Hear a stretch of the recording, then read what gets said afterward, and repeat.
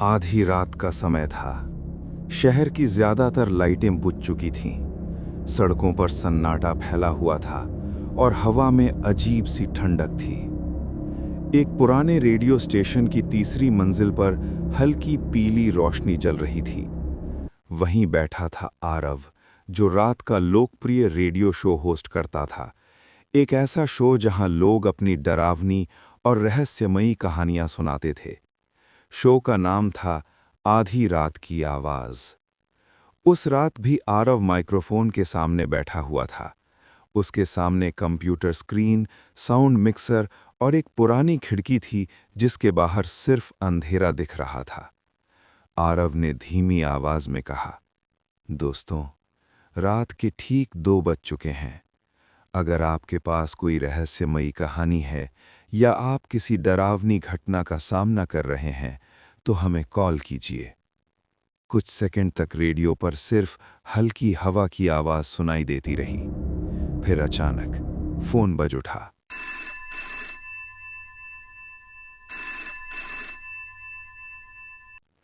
आरव ने हल्की मुस्कान के साथ कॉल उठाई। हेलो, आप लाइव हैं। बताइए आपका नाम क्या है?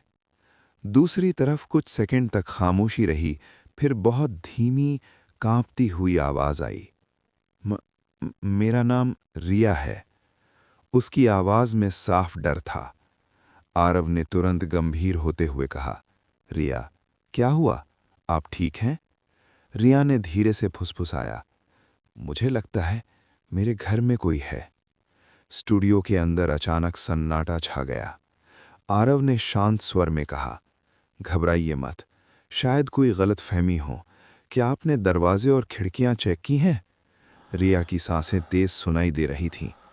मैंने सब बंद किए थे, लेकिन अभी अभी मुझे नीचे से किसी के चलने की आवाज आई। आरव ने रेडियो सुन रहे श्रोताओं को शांत रखने के लिए धीमी आवाज में बात जारी रखी। रिया, आप अभी कहाँ हैं? मैं अपने कमरे में हूं, दरवाजा बंद है। ठीक है, आप दरवाजा मत खोलिए, शायद कोई चोर हो सकता है। पुलिस को कॉल करिए। रिया ने अचानक घबरा कर कहा, नहीं, अगर वो सुन लेगा तो?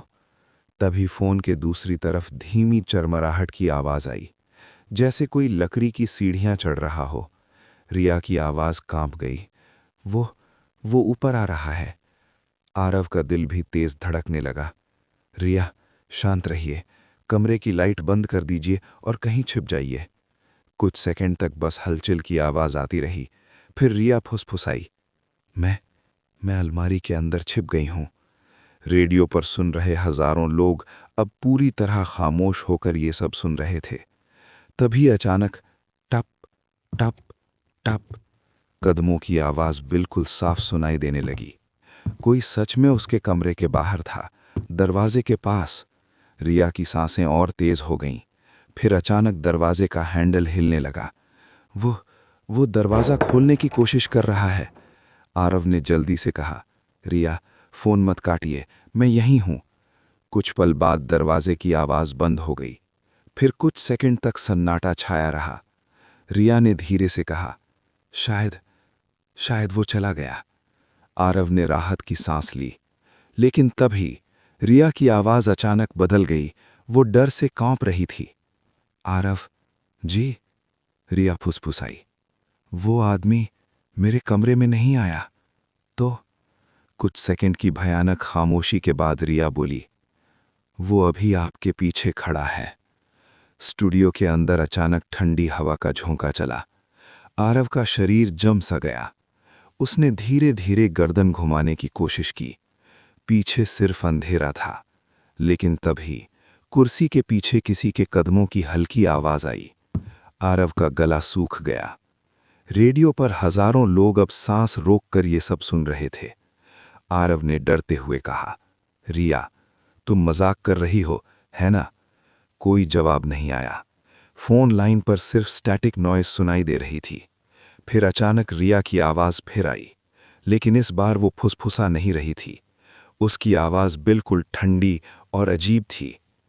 आरव जी, अब मत मुड़ना। आरव की आंखें डर से फैल गईं। क्यों? कुछ सेकंड की खामोशी के बाद रिया ने कहा, क्योंकि अगर तुम मुड़े तो वो समझ जाएगा कि तुम्हें पता चल गया है। अचानक स्टूडियो की लाइट टिमटिमाने लगी और उसी पल माइक्रोफोन में एक और आवाज़ रिकॉर्ड हुई, एक बहुत धीमी, भारी सांस जो आरव के बिल्कुल पीछे से आ रही थी। अगले ही पल फोन लाइन कट गई और रेडियो स्टेशन की रिकॉर्डिंग में आखिरी आवाज़ जो दर्ज हुई वो थी एक कुर्सी के धीरे धीरे गिरने की आवाज़। उस रात के बाद आरव कभी दोबारा रेडियो पर नहीं आया।